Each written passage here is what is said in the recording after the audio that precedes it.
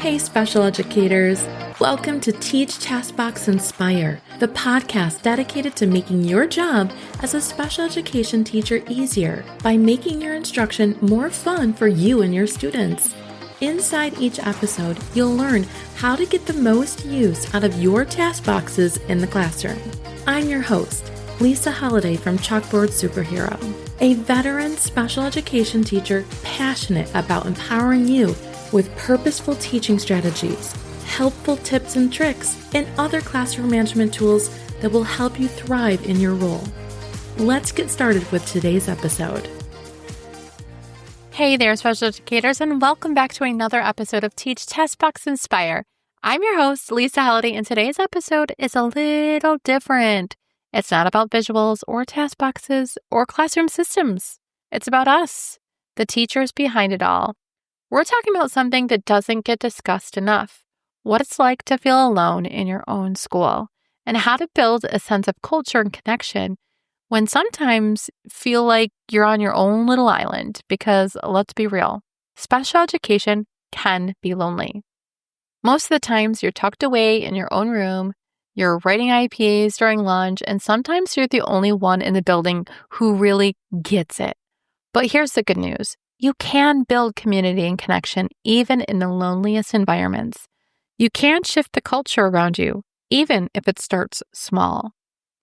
So let's talk about what that looks like and how to find your people, even when it feels like there aren't any. I want to start just by saying this. You're not imagining it. Special education can feel so incredibly isolating. And it's okay to admit that, especially if you are a self-contained teacher. You're often working with a small group of students, sometimes in a separate space, and your day looks totally different than everyone else's. While other teachers are planning group projects or chatting about the next field trip, you're tracking data, updating IEPs, and managing behavior plans. There's also the invisible labor, the advocacy, the emotional load, the constant juggling of student needs, staff communication, and let's not forget parent calls.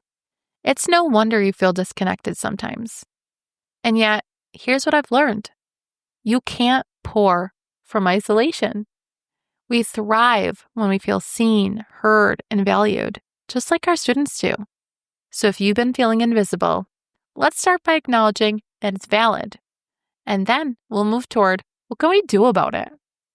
The first step in building culture is changing our own lens. When I was a newer teacher, newer, I used to think nobody understands what I do. And truthfully, that might have been somewhat accurate, but that mindset also kept me closed off. The more I started inviting people in, showing them what my classroom looked like, celebrating student successes, sharing photos of our task boxes and visuals, the more people wanted to understand. Sometimes isolation isn't because people don't care.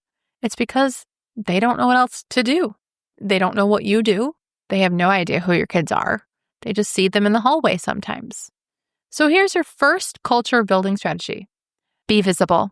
Invite your principal in. Share students' progress in team meetings. If you have the morning announcement, share some pictures on there. Ask your grade level teachers to come see your centers for 5 minutes. Visibility breeds understanding, and understanding builds respect. Building school culture doesn't always require big gestures. It's often the small, consistent actions that change every day. Here's a few things I want you to try, even just this week. Morning hellos. Greet staff and students in the hallway, even the ones you don't work with directly. Then you kind of become part of the rhythm of the building. Celebrate success publicly. If one of your students meets a goal, share it with your gen ed teacher or your admin. Let people see the progress that happens in your room. And again, like I said, if you have morning announcements or anything that you celebrate, if you guys have building-wide celebrations or anything like that, make sure that they're on those lists. I also want you to collaborate on small projects. Partner with a gen ed teacher for one short activity. Maybe your students join a science experiment or read aloud or some kind of theater play that's happening in that classroom. The next thing is use your strengths. You're creative, organized, and flexible. Use those strengths to help solve building-wide problems. When you share your expertise, you kind of already become part of the team. Culture shifts one connection at a time. All right, let's start talking about collaboration and really the gap that sometimes exists between special ed and gen ed.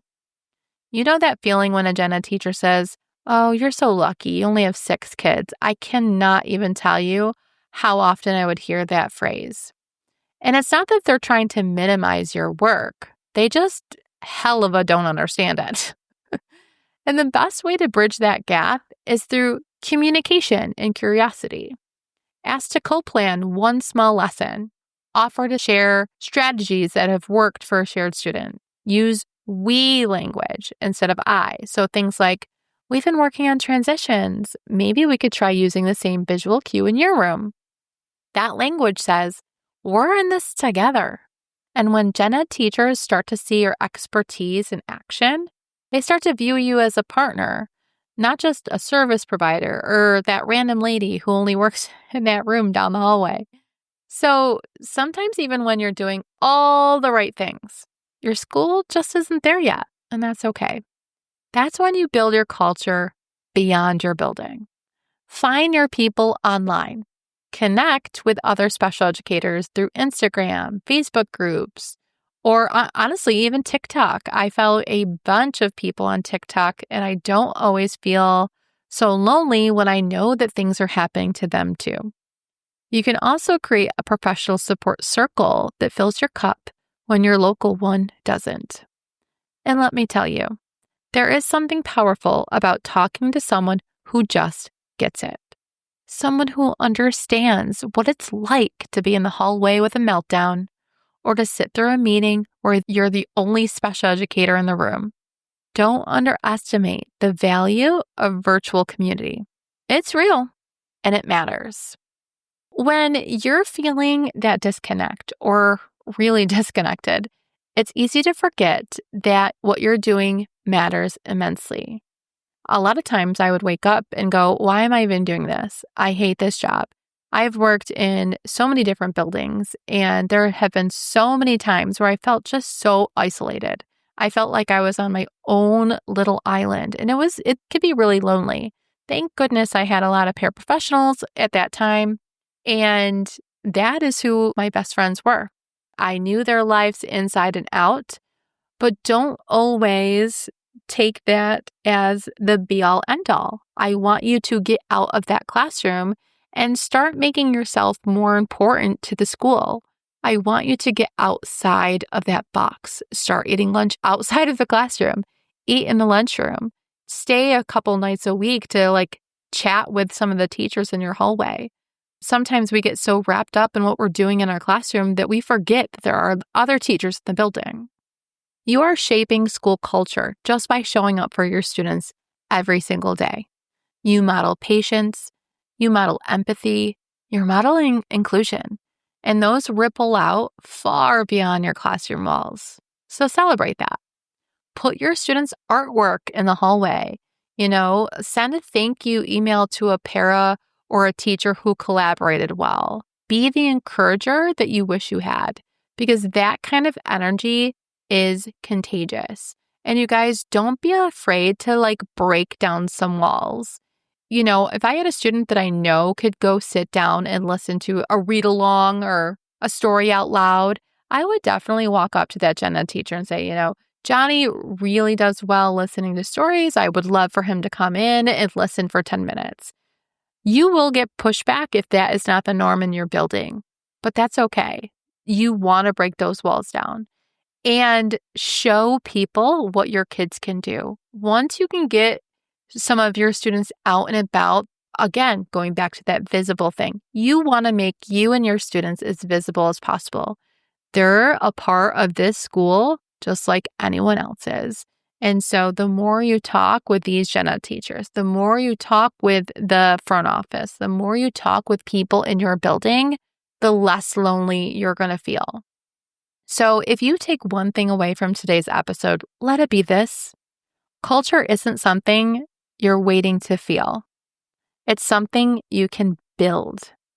You can create connection even when you feel alone. You can influence the tone of your building just by being kind and visible and collaborative. And maybe, just maybe, someone else who's been feeling lonely will see you reaching out and realize they're not alone either. So this week, do one thing for me, okay? Send a compliment. Invite a teacher in. Share a story about your student or celebrate a small win. You might just start a ripple you didn't even know was possible. All right, thanks so much for spending time with me today on Teach, Task, Box, Inspire. If this episode spoke to your heart, please share it with another teacher who might need to hear it. And remember, you are part of something bigger. You matter.